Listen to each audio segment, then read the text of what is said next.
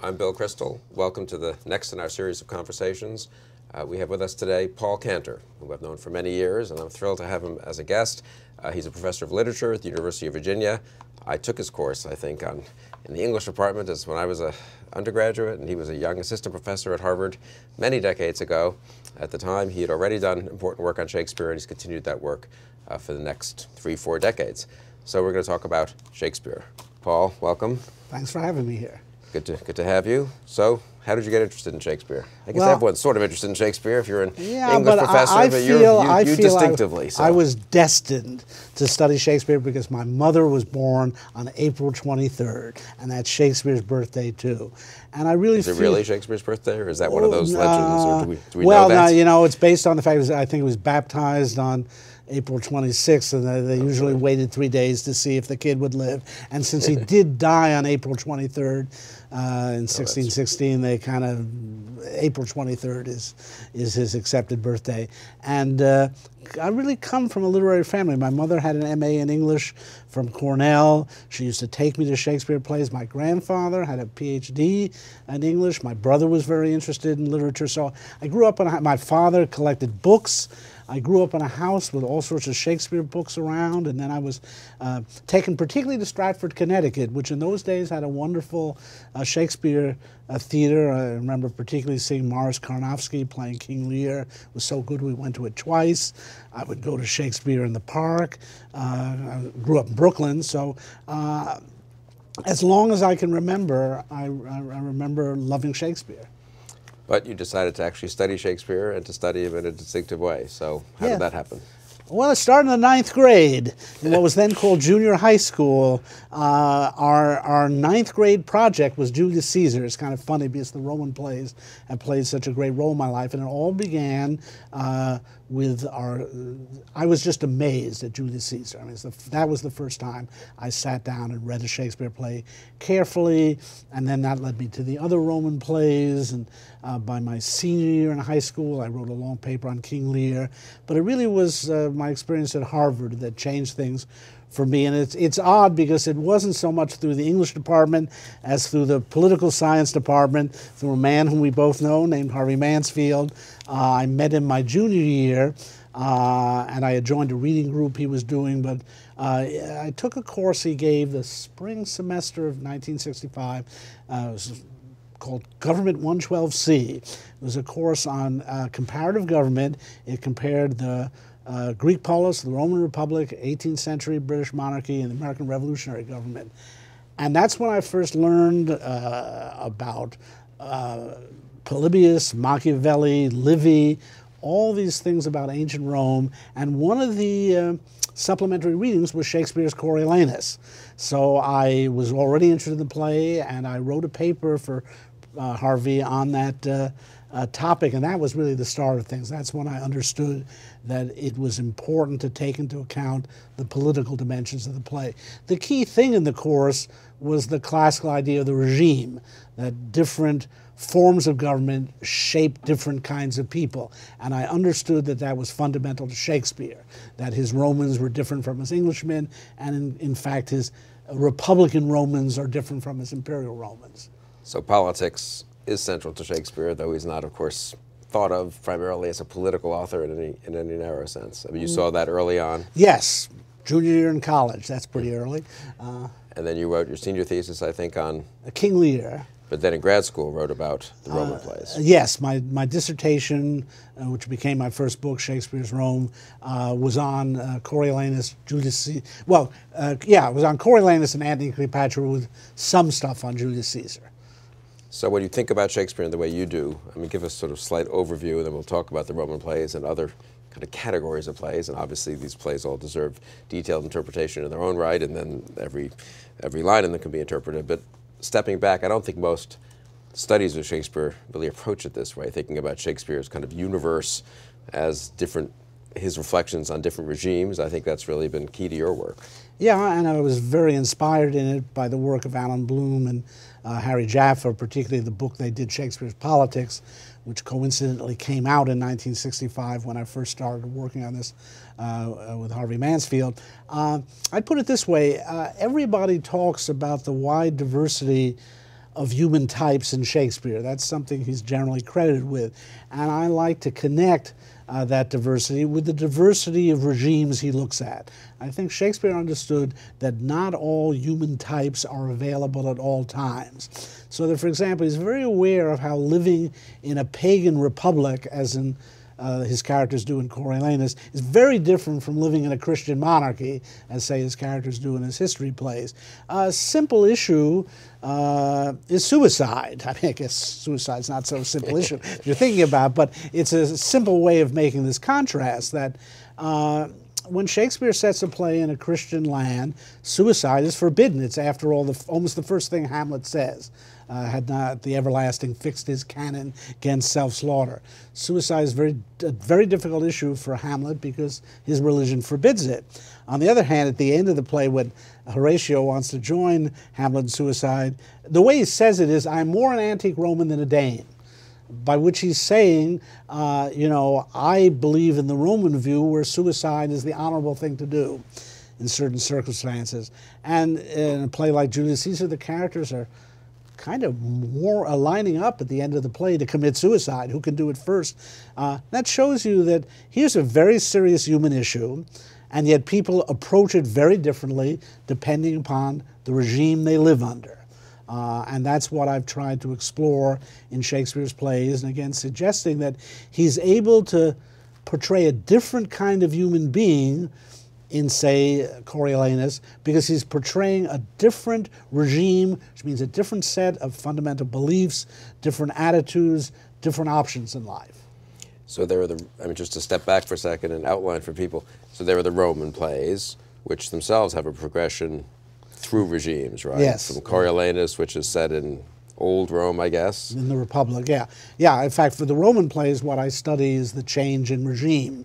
Coriolanus is the beginnings of the Republic, Antony and Cleopatra portrays the beginnings of the Empire, and Julius Caesar portrays the transition when the Republic turns into an empire. And then there are the English plays, which are what, 10 history plays? There are is 10 that right? history plays, yes. And that is Shakespeare's, I'm just speaking very broadly, we'll get back to this, but Shakespeare's attempt to do what? To do more than just tell Englishmen a nice account of their history, right? I mean, they are a study of kingship. I think it's an attempt to, on Shakespeare's part, to portray what a bad king is and what a good king is. Unfortunately, bad kings are more available than good kings. And again, he studies a progression there. I think he actually is showing the emergence of the modern British monarchy out of medieval conditions.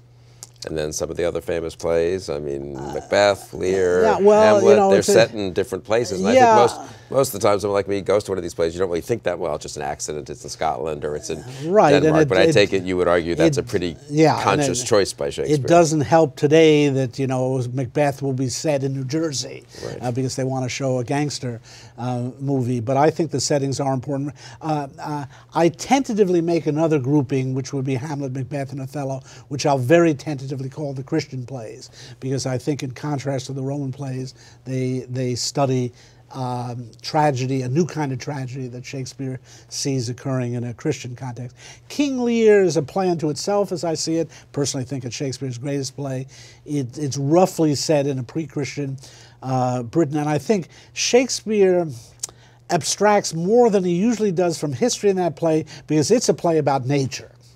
And he wants to study nature in a more, dare I say, natural setting there. That's why that play does not have the specificity of locale that many of the other tragedies do. And then there are very famous plays set in Italy or in other countries. That would be another grouping. It cuts across the tragedies and comedies.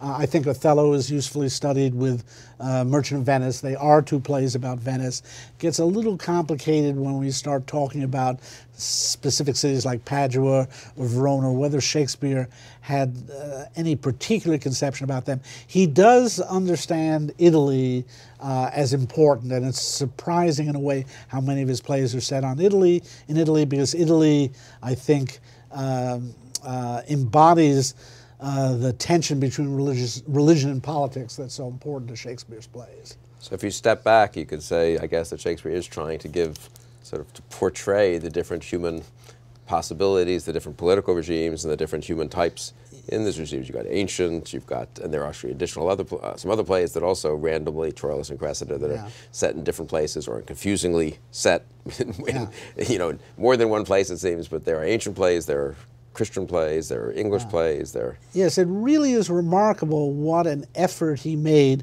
I'll even call it an archaeological effort to survey as much as he could of Europe, the Europe he lived in, but also to go back to antiquity. Now that's what the Renaissance was. Shakespeare lived in a period we call the Renaissance. Renaissance means rebirth, and it was a rebirth of classical antiquity. This is the time when people dug up those wonderful statues from the ancient Greek and Roman worlds. It's when the study of Homer was revived. Virgil was studied all over Europe, and Shakespeare was part of that Renaissance movement. And to me, the most remarkable thing he did, among many remarkable things, but maybe the most, was bringing ancient Rome back to life on the stage. I think the continuing focus on Rome, because after all, it's right there in our culture. We got HBO series on Rome, we got other, and I think Shakespeare didn't do this uniquely, but he helped to revive Rome in a way that has made it a permanent reference point in our culture ever since. Yeah, that's interesting. Well, let's go back to the Roman plays in a minute, but just to complete the kind of general survey, then there are the comedies, which we haven't really mentioned, which seem to be set all over the place and sometimes hard to tell where they're set. And what is the, I mean, very few, maybe I'm wrong about this, but isn't it the case that very few playwrights have written great tragedies and great comedies? And Shakespeare seems to have been able to do both easily. It's arguable that Shakespeare is the only one to have done it on that level. It's interesting that in Plato's Symposium, at the end of a very drunken party, Socrates proposes that the greatest playwright would be able to write both comedies and tragedies. Because, you know, we have Sophocles, Euripides, and Aeschylus who wrote tragedies. We have Aristophanes and Menander who wrote comedies. They seem very different to us. And in this dialogue, the Symposium, Aristophanes, the comedian, and Agathon, a tragedian. None of his plays survived, but we know he wrote tragedies. And Plato portrays them very differently. And it's, in a weird way, Shakespeare is the fulfillment of Socrates' prophecy there. And I think Shakespeare is a deeply philosophical poet, and it shows in the fact that he wasn't bound by the limits of either tragedy or comedy. You know, to this day, if Woody Allen makes a serious film, we say, huh, what's going on here? Or if Ingmar Bergman tried to make a comedy, we say, what's going on here? Generally speaking, playwrights, filmmakers, you know, they either, we want to say, have a tragic or comic vision. Now, you know, Ben Jonson wrote a couple of, he's mainly a comic writer, wrote a couple of tragedies, Roman tragedies, Catiline and Sejanus, they're actually pretty bad. A guy named Thomas Middleton, who is sort of in the second rank of Shakespeare's contemporaries and may in fact have co-written a couple of plays with Shakespeare. He seemed to move easily between comedy and tragedy. He wrote some very good tragedies and some very good comedies, but they're not on the level of Shakespeare. So the level Shakespeare's operating on, there's no one who can combine tragedy and comedy the way he does. And just to complete this sort of 30,000 feet look at Shakespeare's works, there are plays that are sort of, people don't know quite what to categorize them at. Isn't that right? Problem plays, like some people call them. A guy named Ernest Schanzer came up with this category of problem plays. Most of them, I would say, are in fact comedies. And then there are these last plays, sometimes called the romances, Pericles, Cymbeline, Winter's Tale, The Tempest. Henry VIII in some ways belongs with that group because it's right at the end of his career. And then there's this play, Two Noble Kinsmen. Both Henry VIII and Two Noble Kinsmen were probably written along with a guy named John Fletcher, but they definitely fit in this sort of late phase of Shakespeare's career. Let me go back to the comedies, though, and say one thing in regard to what you were saying about their setting. The comedies are different from the tragedies, and by and large, they tend to abstract from politics. That's why it is somewhat difficult to fit them in to a political scheme. Shakespeare's interested in romantic love in those plays, and in some ways he has to abstract from the political problem to examine the love problem. So I think, now, Merchant of Venice, Measure for Measure, those plays, the setting is highly political and relevant, but in a lot of Shakespeare's comedies, it's as if he's saying, let's bracket out the political problem and see what trouble people can get into when they fall in love. Which maybe has less to do with the political order. Although ultimately it does. So it still does, yes, right? Yeah. Because even the comedies have a certain surprising amount of politics going on. Yes, there are princes and there are dukes and there are issues of who should marry whom based on dynastic considerations. Yes, But still, in terms of this, like A Midsummer Night's Dream is nominally set in Athens, but it's not like any Athens I've ever read about, especially since they have nunneries available. And Shakespeare also wrote poems, the sonnets. Yes. Have you spent much time on those? Actually, I have not. They fit in with what I have to say about the analysis of romantic love in Shakespeare. There are such textual problems with the sonnets. It's hard to know how to deal with them. Shakespeare did not publish them. They seem to have been published over his objection. Therefore, we can't know the order in which they were written, which would be key to any interpretation, does not have authorial agreement to it. So I've hesitated to get involved with the sonnets, though I have been known to bring them up in talking about romantic love in the comedies. There are also two narrative poems, Venus and Adonis, and The Rape of Lucrece, and some other things too. It is interesting that in those days, to become famous and respectable, you had to write poetry. And Shakespeare seems to have wanted, playwriting was his day job. It was like waiting tables in Hollywood, waiting for your big break. And he was trying to write poems that would make him famous. And fortunately, he discovered, I think, that writing plays was better than writing poetry. And he became very famous for writing plays. And I think, fortunately for us, gave up his hope of being a poet instead of being a playwright. It's rather strange, but playwriting then had the status, let's say, of TV writing now. It was not a respectable thing. It had been, I guess, in ancient times, of course, yes, as you say in the Symposium, but I guess it had fallen out of favor it's interesting. as a serious... As early as 1598, a guy named Francis Mears went into print comparing Shakespeare to the ancient playwrights, mostly the Roman playwrights, Seneca, Plautus, and Terence. And that was, in a way, his big arrival moment when someone's saying, this guy Shakespeare's as good as these Roman playwrights. And, maybe it went to Shakespeare's head. And he decided, okay, I don't have to do this poetry stuff anymore. Shakespeare, you say, brings Rome to life for 16th century, 17th century Britons, and I guess for us too. How do you put together the Roman plays? He brings it to life, but he also brings to life the change within Rome, right? Yes, I think the most remarkable thing is Shakespeare's interest in Republican Rome. That is, he was living under a monarchy.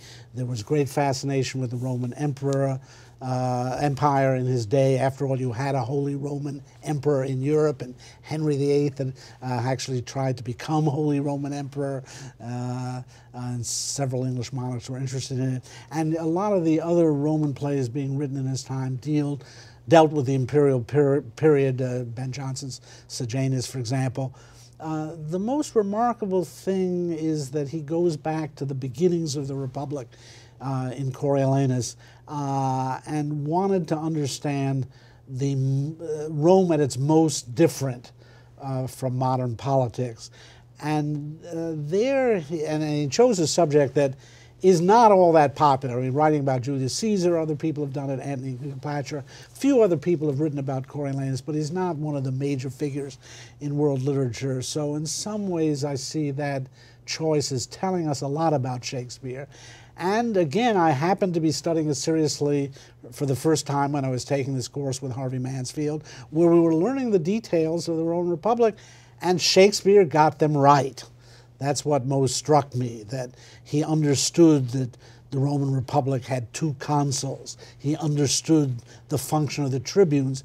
Now he was reading Plutarch very carefully, Plutarch's Life of Coriolanus, and all these details were there. He may have been reading Livy as well, Livy's history of the Roman Republic. He probably was reading Machiavelli's discourses on Livy, so he had sources for understanding it. But what I saw was that he understood how this Roman Republic functioned and why it became such a world conqueror. Because again, one of the strange facts is the Roman Republic put together what we call the Roman Empire.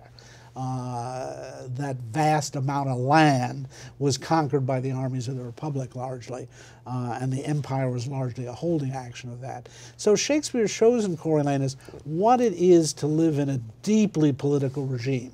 That is a regime where human life is focused on politics.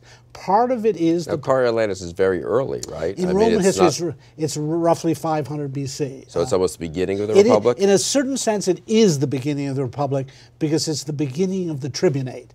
That is, Rome had just expelled the Tarquin kings, these Etruscans that had been ruling the city, and they'd in effect declared a republic. The name of king was hated in Rome for 5 centuries because they looked at upon kings as foreign usurpers, these Tarquins who rape Roman women. That's the story of the rape of Lucrece and the instigation for expelling the Tarquins. And so Rome was being ruled by a senate and these 2 consuls.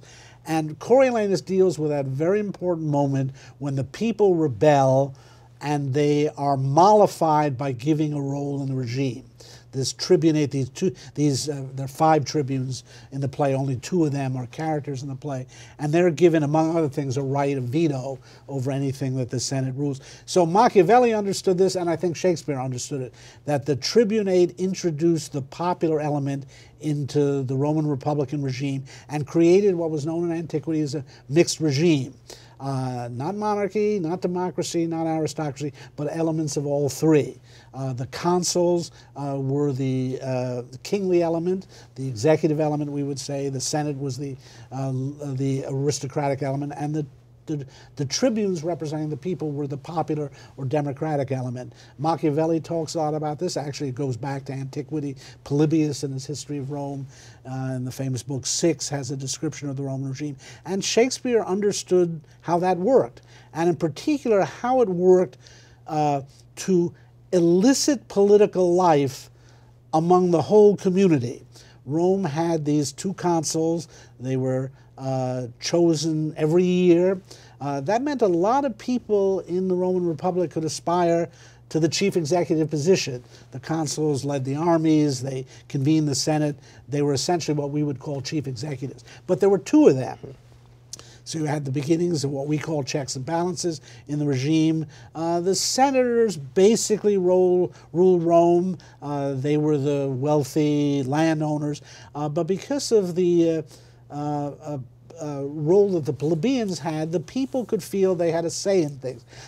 What Shakespeare shows about the Roman Republic is not that it was a democracy in the modern sense, and not that there was full and equal participation in politics, but there was widespread participation in politics. So the senators or the patricians, they could legitimately aspire to become consul at some point in their lives. The plebeians were not going to become consul, but they could become tribunes. Shakespeare is very good at that, showing that the ambitious people among the plebeians have a role in the regime. That's why politics becomes the focus of life in Coriolanus. So this play that's set at the beginning of this fantastically successful Roman Republic isn't a happy play, though, and Coriolanus, who's a great man, I think, isn't he supposed to be, in a way? A great man is exiled or leaves and then dies and fighting against Rome, as I recall. So what's that about? I mean, the tension between the great individual and certainly the play is tragic because it deals with the great tension between the most prominent figure in the community and the community itself. But here's the deal. Coriolanus threatens the Roman Republic precisely because of his overwhelming superiority. This is a man who seems to win battles single-handedly. And the threat in the play, actually, to the Republic is that everyone is fawning all over him, the patricians and the plebeians, and we see there a formula that was eventually going to produce Julius Caesar. What eventually was going to destroy the Republic is the moment when one of the patricians becomes so prominent that he rules the city single-handedly.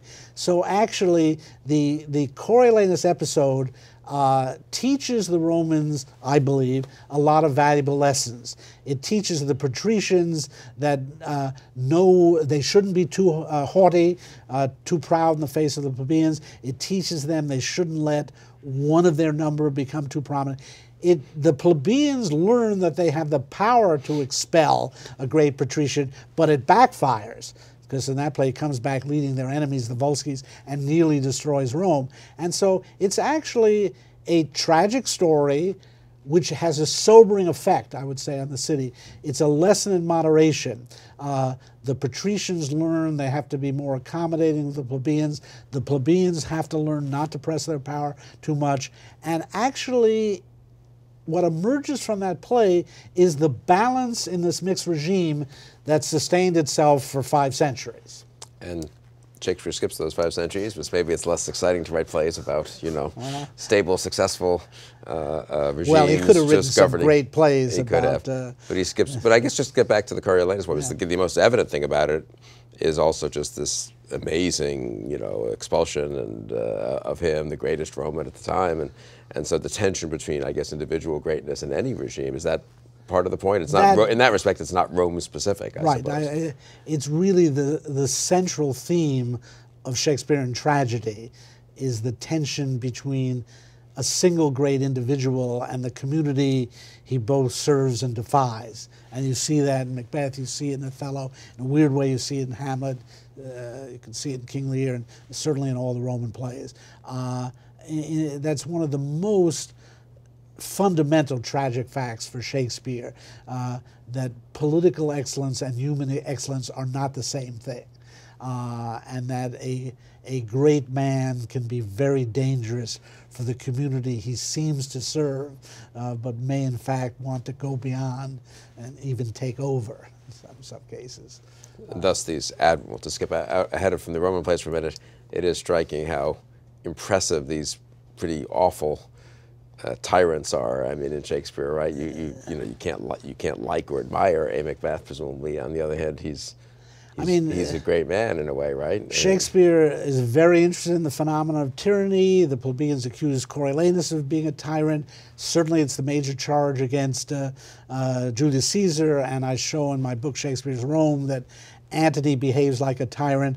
Shakespeare takes us back to the original Greek meaning of the word, tyrannos, which basically meant a self-made man.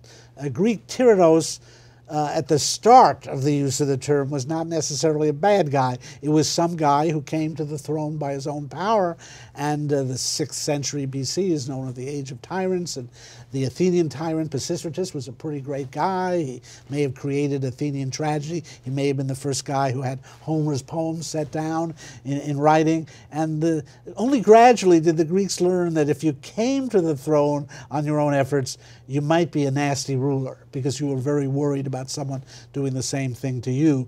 And that's the logic that Shakespeare shows with tyranny in Richard III, Macbeth as well. So in some ways he was very fascinated by this phenomenon because he had his doubts about people who simply inherit a throne. They often are not good rulers then, and I think he was in tune with the Machiavellian theme about the tension between legitimate princes and illegitimate princes, and how illegitimate princes have more energy, and that's certainly what you see in someone like Richard III. So yes, they are not in moral terms admirable, but their sheer energy can be pretty impressive. And so Caesar, speaking of energy, so we have Coriolanus, and then we fast forward, so to speak, to this amazing moment, which was, of course, an extremely famous moment in world history before Shakespeare wrote Julius Caesar, I suppose, of Caesar and his assassination. Now, of course, as far as we know, Shakespeare wrote Julius Caesar first, and then maybe 7, 8, 9 years later he wrote Coriolanus. But it's seamless how he integrates the two plays, and you can see their relation in the opening scenes. In the opening scene of Coriolanus, The people are hungry. They are complaining about the grain that the patricians are hoarding, and they're in rebellion. They're accusing Coriolanus of being an enemy of the people. Fast forward to Julius Caesar, and the plebeians in the opening scene are out on holiday. They're wearing their best clothing, which is a big development because they have best clothing now. In Coriolanus' day, they just had rags. And they're celebrating Caesar's triumph over Pompey. And their tribunes are berating them for doing that. In Coriolanus, Shakespeare shows the plebeians were still deeply suspicious of the patricians, and that checked patrician power in the city. But what we see in Julius Caesar is the guy that played Roman politics perfectly, Julius Caesar, and what he has learned to do is get the people on his side. And once he does that, he unbalances this mixed Roman regime and is on the verge of becoming sole ruler of Rome, even maybe king. Though it's clear that people still don't like the name of king, and so he's trying to arrange a deal with the Senate. He'll be called king outside Italy, everywhere else in the empire, but he won't take the title in Rome. The whole scene of Mark Antony offering him the crown is part of that public relations stunt to keep the people convinced that he's not going to become king. We won't impose a king on you.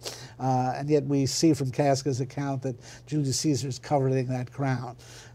So basically, again, it's something that Roman historians know, and again, Shakespeare would have learned from Machiavelli. The great problem from the Roman Republic was growth in size. Once it reached this pan-Mediterranean empire, they had to extend the terms of the consuls. It took you a year just to get your army to Spain. And as Machiavelli argues, and other people have argued about Rome, once the consuls could serve for more than 1 year, their armies started to become loyal to them and not to Rome. And that's what we see at the opening of Julius Caesar. The armies loyal to Pompey have been defeated by the armies loyal to Caesar, and no one's loyal to Rome anymore. They're loyal to their leader, and so that's what the empire is, personal politics. And Shakespeare shows how that transforms everything now. And Brutus, is he loyal to the old republic? Or is yes, he... well, that's you see these figures like Brutus and Cassius and all the conspirators who are trying to restore the republic and who bitterly complain about the preeminence of one man. I mean, Cassius has this great speech where he says, when did we ever see this before in Rome, that one man is ruling the whole city? And his whole claim to Brutus is, this guy, Caesar, he's not better than I am. I once had to rescue him drowning, and he once had a fever in Spain. He's just a human being. And you do see the old Republican spirit alive, but it's about to be defeated. To me, the turning point, and I think Shakespeare is indicating this, when Brutus gets up and gives this fairly good speech defending the murder of Caesar and the effort to restore the Republic, some guy in the crowd says, "Let him be Caesar." And that's when it's over, when you realize that this whole thing that was done to restore the Republic at most can produce a change of regime, and the very name Caesar has become a title now. We don't need kings, we need Caesars. And I suppose Antony and Cleopatra, I mean, it's that right afterwards, yes, right? So those two are kind of a pair. Yeah.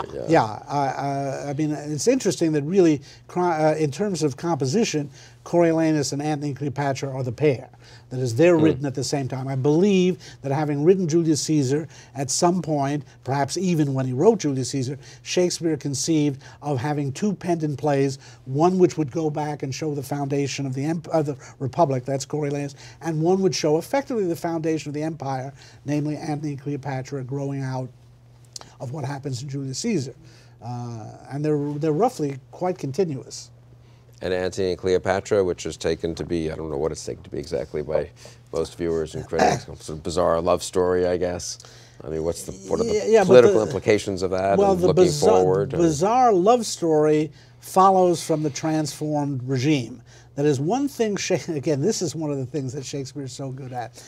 He shows how unerotic the Rome of Coriolanus is.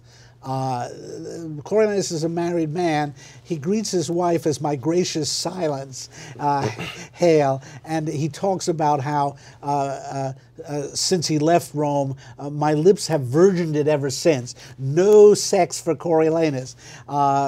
It's actually Coriolanus is quite striking among Shakespeare's plays for the absence of sex. There are no dirty jokes in it. Shakespeare shows that as a consequence of the focus of politics under the Roman Republic, the whole erotic side of life is suppressed.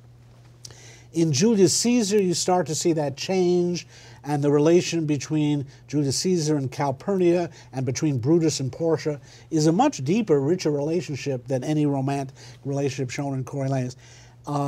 Under the empire, Eros is released. The whole thrust of the empire is to suppress politics. Getting people interested in politics will only get them to challenge the emperor. And so it's, in effect, imperial policy to encourage love affairs. We talk about bread and circuses as the policy of the Roman emperors, and that's something Shakespeare shows. Julius Caesar has that speech early in Julius Caesar where he says, Antonius, let me have men about me that are fat, and he talks about Cassius has a lean and hungry look. Such men are dangerous. Julius Caesar doesn't like political men, ambitious political men. He wants people like Antony who go to parties, who stay up late, who like music, who will be interested in anything but politics. So the whole love affair in Antony and Cleopatra occurs in the context of a depoliticizing world. The emperors precisely want people to divert their energy into love so that they won't challenge the rule of the emperor. And Antony and Cleopatra ends with the victory, obviously, of Augustus and the beginning of the Roman Empire. And I suppose, so these are all pre-Christian, but isn't there, it seems to me you argue this, I think, in the book, there's a sort of looking forward, you might say, to Christianity in Antony and Cleopatra? Yes, and I developed that very esoterically in my book, Shakespeare's Rome. I'm hoping to write a new book that will make these arguments more explicit. There are a number of references in Antony and Cleopatra to Herod, for example. There are 5 references to Herod that can't help but make you think of what was happening contemporaneous with these events. There are some buried quotations from the New Testament. Antony refers to the bulls of Bashan at one point. You look that up, it's Psalm 22, the one that begins, my God, why hast thou forsaken me?" which is a line famously associated with Jesus. And I do think Shakespeare is correlating the rise of the Roman Empire with what will become the rise of Christianity. After all, under Constantine, the Roman Empire became Christian, but I'm particularly interested in the way the Roman plays show the emergence of a Christian ethic. I actually use Nietzsche a lot, Friedrich Nietzsche, in developing this, and I do think that Shakespeare anticipated Nietzsche in some ways through keys that come out of Machiavelli. But one of the great transformations in the course of the Roman plays is losing becomes winning. In Coriolanus, winning is winning. It's very much what Nietzsche would call a culture, a mass morality culture. It's one where strength is virtue.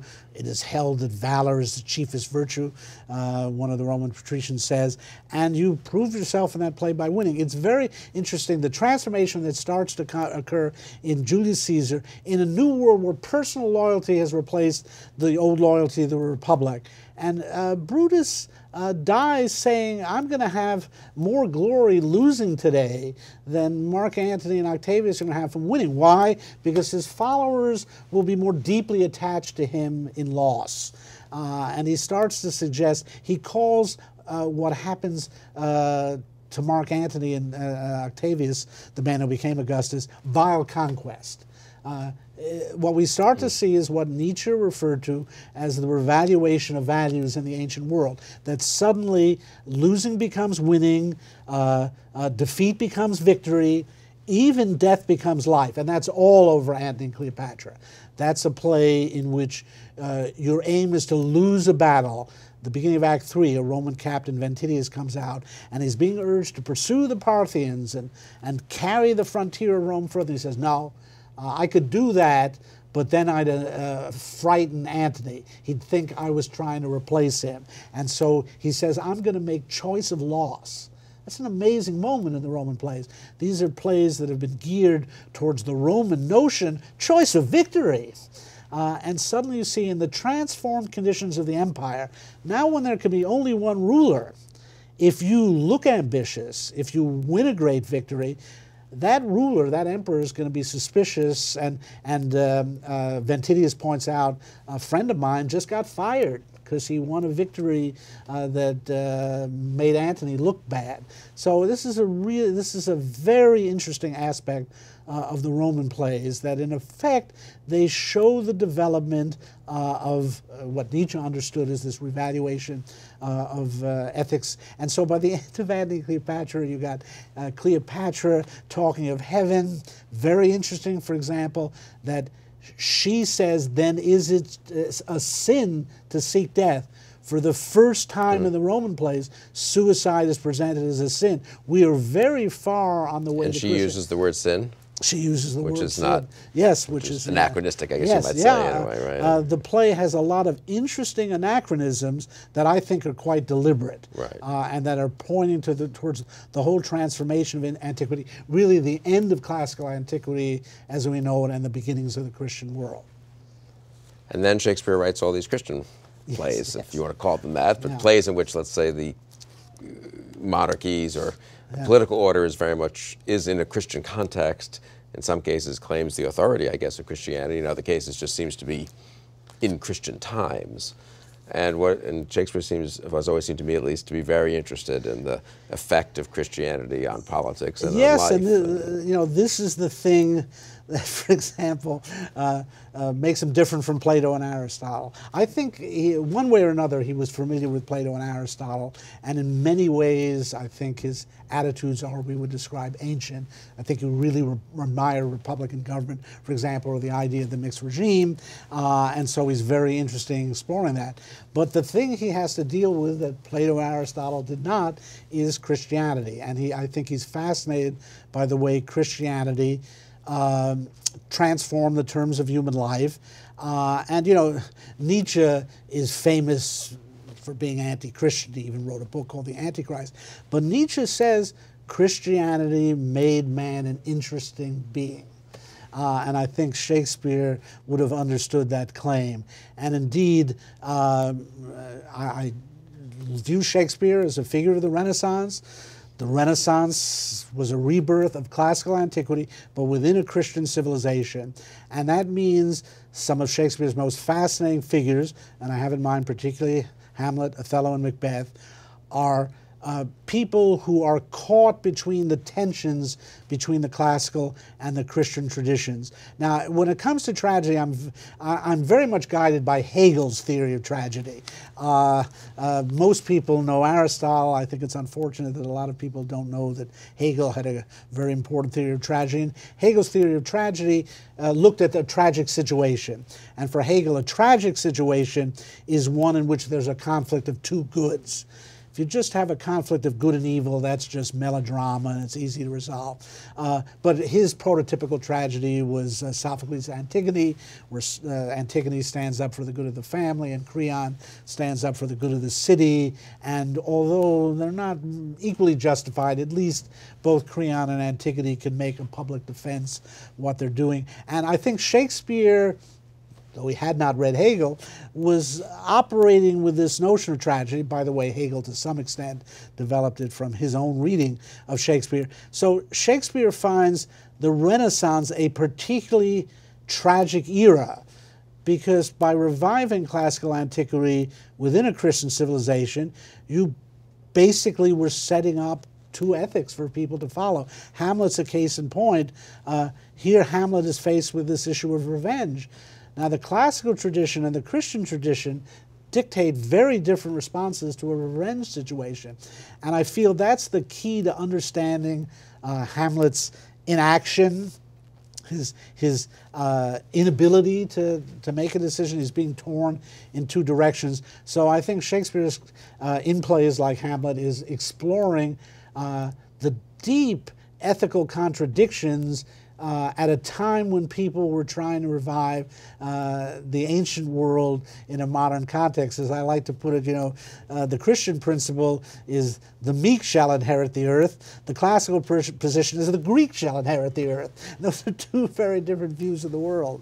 So Hamlet's not just about an indecisive guy who couldn't make up his mind and had issues with his mother and all that, Yeah, I mean, it's funny when you read a lot of the literary critics, it's so psychological, but Shakespeare puts it in a particular time and place, and yes, as you say, the characters discuss, don't they, to some degree, or allude to at least ancient and classical Hamlet's and Christian. Always thinking of, oh, I'm off to kill my mother, but wait a minute, Nero did that, and that was horrible. I can't do that. As I like to put it, I mean, Hamlet has some genuine things to think about. And Shakespeare presents a situation which really gets to the heart of the ethical contradictions of the Renaissance, this issue of revenge. And so the play turns on the moment when Hamlet has the opportunity to kill Claudius and doesn't, and gives a long speech about why he doesn't do it. And the reason he gives is, if I kill him now, he's at prayer, he may go to heaven. I got to kill him at a moment when he goes to hell. Now, virtually every critic I know simply dismisses that speech as an excuse. The whole Freudian theory of Hamlet begins from the idea that Hamlet can't mean this. He's got to have some other motive. I begin with what Hamlet says. And you realize then that one of the things the play is showing is that the task of revenge has become incredibly more complicated in the Christian world. When Achilles goes to kill Hector, all he has to do is kill him. He doesn't sit there and worry, is he going to the Elysian fields or is he going to Hades? But Hamlet does, and then he's in a bind because he's dealing with something invisible. Claudius's soul, not his body. All Achilles has to do is kill that body, and his task is done. His revenge is done. Shakespeare shows how much more incredibly complicated the task of revenge is when you're acting upon someone's soul. You have to wonder where the soul is going. How will you ever know? People have said, well, look, Claudius gets up and says, my soul's not going to heaven. I know I'm a hypocrite. And therefore Hamlet's not really caring about that. But Hamlet doesn't hear that. And Hamlet doesn't know where Claudius's soul is going. Hamlet lives in an incredibly more complicated universe because he lives in the world of the Christian afterlife. The whole to be or not to be speech is about that. It's we don't know where we're going. The undiscovered bourne from which no traveler returns. That's what puzzles the will. It's Hamlet. It's not that Hamlet just thinks generically. He thinks about these fundamental Christian issues. Is suicide prohibited? Is there life after death? Who goes? They're genuine questions. Hamlet would be pitiful if he was just an irresolute, confused person. In fact, I think he's the great figure he is because he thinks through to the fundamental contradictions and tensions in Renaissance life. That's why he's the ultimate Renaissance man, because he thinks about both sides of the Renaissance dilemma. And Hamlet is set, I guess, in the, it's a little hard to tell maybe, but is it fairly recently from Shakespeare's point of view? Again, it's a little confusing. It comes out of a Norse saga that would be said earlier, but the references to France and tennis in it, for example, and fencing, make it, it has a real Renaissance feel. After all, there's a reference to the University of Wittenberg in it. I mean, you can date things mentioned in the play to the 16th century. And I think there's also... So Shakespeare wants to, I think that shows also his art that he, people say, well, this is his source, so it's his own play is just, somehow set when the source is, but it seems like several times he takes the source, but then he moves the time and plays sometimes precisely to make a point like this. In fact, my formula for Hamlet is it's a Renaissance man thrust into an Icelandic saga. And that's his problem. If he were a nice Norse warrior, he could handle this easily. And in the source story, he just burns everybody at the end in the castle. But in this play, there's a kind of anachronism in the play that takes a modern man, for Shakespeare, a modern man, a Renaissance man, and puts him in a more primitive situation. And actually, Shakespeare creates a sense, there's an enormous time gap within the play where Hamlet's father seems to live in the world of Icelandic saga. He lives in a world of hand-to-hand combat with the elder Fortinbras, and he's associated with the classical world. There's all this effort to create a sense of actually a Homeric world. Reuben Brouwer has shown that the diction of the play echoes the diction of the Elizabethan translations of Homer, for example. The sledded Polacks on the ice, for example. That's a Homeric epithet, sledded Polacks. So it creates the sense of Hamlet caught between this Homeric world in the past and this modern, sophisticated world he has to live in the present. And some of the other tragedies, you'd say, similarly sort of focus on the religious question, the theological, political question? Yeah, I see Othello and Macbeth as the inverse of this.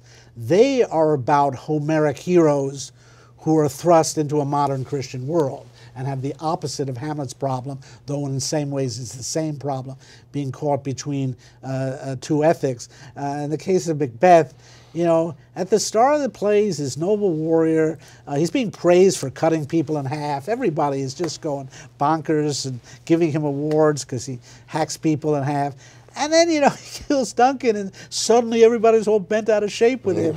And it is a sense that, you know, he would like to live in a simple Homeric world. He says this when Banquo's ghost comes back. He says, you know, face me in any other form. A Hyrcan tiger, I can handle that. What I can't handle is ghosts. And indeed, I think what we see in that play is the Homeric hero thrown off balance when he's in a Christian world. Macbeth says to those murderers he hires to kill Banquo, "Are you so gospeled?" It's really a quite amazing word. We looked this up, and it's the first use of the word gospeled in the English language.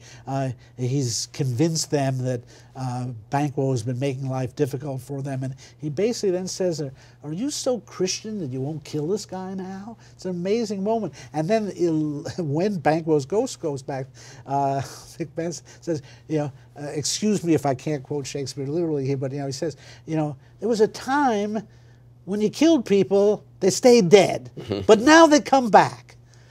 And in a way, that's what's so disconcerting to Macbeth, to put it mildly, that he's, you know, he can live in a world where the old heroic world, where you face your opponent on the battlefield, and, you know, damned be him who first cries, hold enough, as Macduff says, but now he's living in a world where you kill people and they don't stay dead.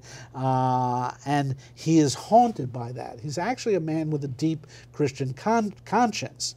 I think the whole play is set at a moment when you see a Scotland that has been Christianized and it's not yet comfortable with it, whereas England is presented as being under the rule of Edward the Confessor and being highly Christian. Now, Othello is similar in this sense that you're in the city of Venice, which is a commercial city, a Christian city. It's got a problem that its opponents are these Ottoman Turks who are great military figures and threatening Venice, and their solution is to hire their own Turk. That they're Christian merchants, they can't fight these Ottoman Turks, so they'll hire Othello and he'll win battles for them because he's a barbarian. They don't care that he thinks he's a Christian. He, in fact, is a Christian and thinks of himself that way. And in fact, then the problem develops when he wants to marry a Venetian woman. He thinks of himself as a Venetian. The city really doesn't think of him that way. He's their hired Turk, their hired killer. And so he's caught, again, between two worlds, where in many ways he would like to be a Homeric hero. He actually offers the most Homeric simile in all of Shakespeare, that famous light to the Propontic Sea simile he speaks. And he then is himself unnerved when he enters this Christian city and Iago convinces him he is an outsider, that he doesn't understand Venetians, especially he doesn't understand Venetian women. And why? He can't see into their souls. It's actually the same problem that Hamlet faces dealing with Claudius, but Iago's genius in the play is to convince Othello, you know, you're a kind of country bumpkin, and you're in the big city now, you're in Venice, and women do very suspicious things here, and you just don't understand. That's what unnerves him. It's amazing, in a way, how easily Othello succumbs to this deception on Iago's part, but part of it is he too was a man of battlefields. He was used to the open confrontation of soldiers on the battlefield, and now he's in this almost bedroom comedy, bedroom farce, where women are cuckolding their husbands, and he is deeply disconcerted by that. And again, Iago says something like, her honor is something unseen. And that's when he grabs Othello, when he realizes he doesn't understand the depth of soul. It's something Shakespeare's, men like Macbeth, Coriolanus, Othello, they're warriors, and a certain superficiality goes along with that. And then they're deeply subject to the machinations of witches in the case of Macbeth, Iago in the case of Othello, and I guess you could say Ophidius in the case of Coriolanus. And I guess Othello, I mean, Venice does seem to be the place for Shakespeare where there's an attempt to be very cosmopolitan. I think Bloom argues that. And yes. In Merchant of Venice, there are Jews, there are Christians, they are living in the same city and getting along okay, I guess. But then the limits of sort of cosmopolitanism, perhaps Shakespeare seems to have thought about. I think it is interesting that Shakespeare wrote 2 plays about Venice. He understood it was the most modern community in Europe, that it seemed to be pointing to the future, and above all, that Venice seemed to be doing what other cities or other communities were not doing, namely incorporating Christians, Jews, and really, in effect, Muslims. If you look at the way the Venice views Othello, even though he's a Christian in his own eyes. And Shakespeare shows that the basis the city does this on is commerce. It really is the Lockean principle, the principle of toleration. Shylock, the Jew, who says to the Christians in Venice, you know, I won't eat with you, pray with you, but I will buy and trade with you. And that's the Venetian hope, that you could establish a community on the basis of commerce. In one play, Merchant of Venice, Shakespeare treats it comically, and things in Venice seem to work out, though only by having Shylock forced to convert to Judaism at the end. In Othello, it works out tragically, so I think Shakespeare would have said the verdict's out on Venice. I'll even say the verdict's out on liberal modernity, whether this is going to work, because you can see the logic that's working out in Venice. These Venetians are merchants.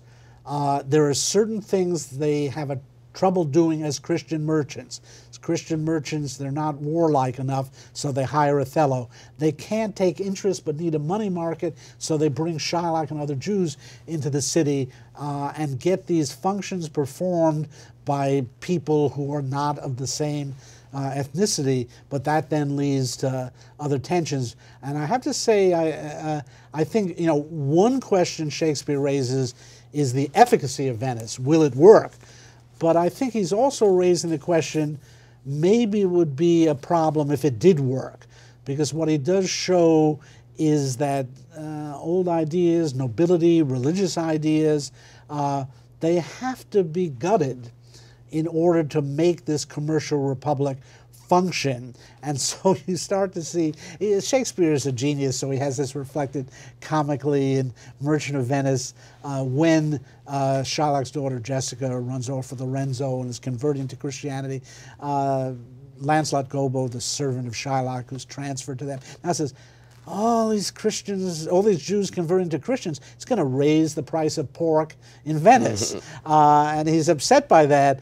And, you know, Shakespeare shows that you may get this agreement but only by lowering your sights. It's going to take away a lot of the power of religion. One thing Shakespeare shows about Venice is that the power of religion is waning. I noticed this scene at the opening the play when they're worried, why is this character Antonio so sad? And one guy says, yeah, he's a merchant, he's worried about his ships, maybe they're sinking somewhere. And he says, it always happens to me. I'm in church and all I'm thinking about is my ship sinking. And that is an incredible clue Shakespeare gives us about Venice at the beginning of the play, where this is a community where even in church they're thinking of commerce.